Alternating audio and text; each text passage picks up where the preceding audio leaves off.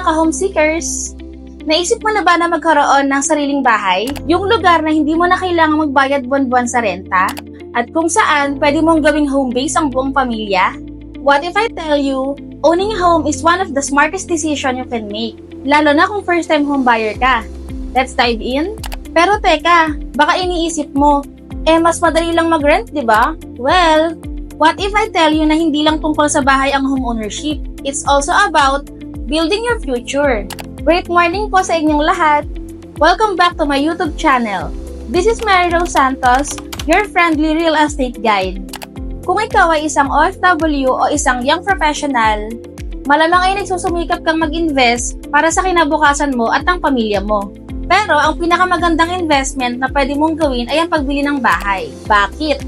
Kasi ang bahay, hindi mo lang siya basta matitirhan. It's your ticket to stability and pride. Ang renta, taon-taon, buwan-buwan, walang katapusan, di ba? Pero kapag may sariling bahay ka, ang bawat buwan na bayad mo ay nagiging equity mo.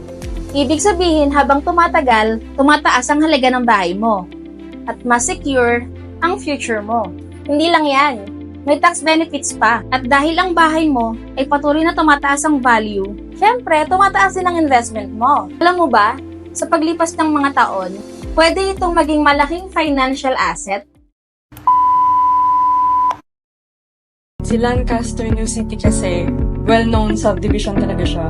Then, upon checking din dun sa place, lahat ng kailangan as a family is, nasa surroundings na. Then, good thing nga, sabi nyo nga, may tatayong SF. Yun nga. Kasi ako, yung tao, hindi ako gala. Gusto ko accessible sa lugar lang lang. So, yun. Then, budget-wise, financially, pasok sa budget. Sobrang excited, Miss Mary. Kanina nga nung on the way kami, tapos nakikita na namin yung mga units sa Teya. Parang, asan na yung amin dito? Malapit na siya. So, ayun. Actually nga kagabi parang iniisip na namin nga to kasi, syempre, parang magto 2 years din ata namin inantay ito. So, sobrang excited. Ayun, ito na siya. It's ours na. Hindi kasi dami nagsasabi kasi talaga na okay sa Lancaster. Kasi kompleto na yung house. Tapos, nung na-message kay Captain, mag-reply. Tapos, parang kumigil. Tsaka, dami kasi mga agent na nakausap. Pag nag-reply, alam mo yun, itra-replyan ka, tapos the following weeks na ulit. Excited pa ako nag-message yung dami. Actually, sobrang dami kong kilalang agent kasi ang dami kong students na RM students. Pero hindi ko alam ba't kita binili.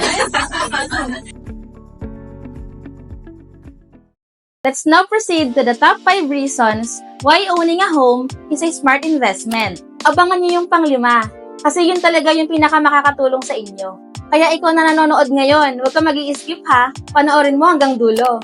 Pero bago po tayo magsimula, kung kayo po ay bago pa lamang sa aking channel, please don't forget to click the subscribe button and click the notification bell para palagi kang updated sa aking mga susunod na videos.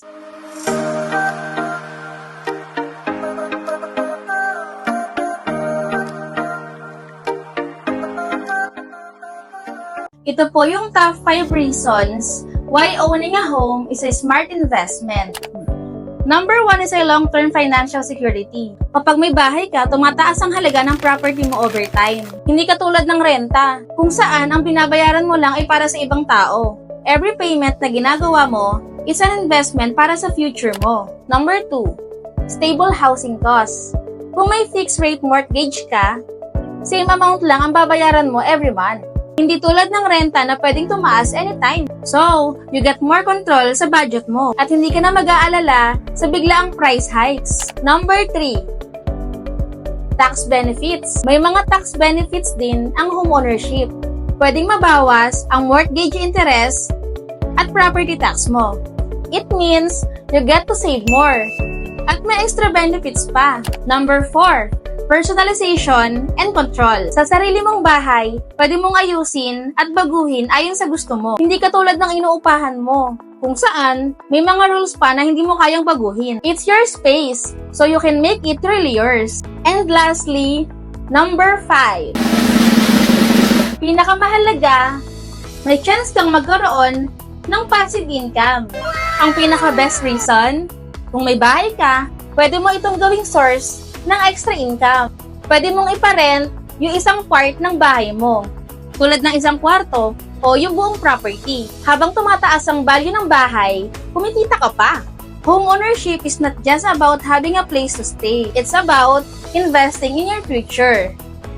Alam ko, nag-iisip ka na kung kailan ka magsisimula. And I hope na marami akong na-share na kaalaman na makakatulong sa inyo para sa first step ng pag-invest sa dream home nyo. So bakit maghihintay ka pa?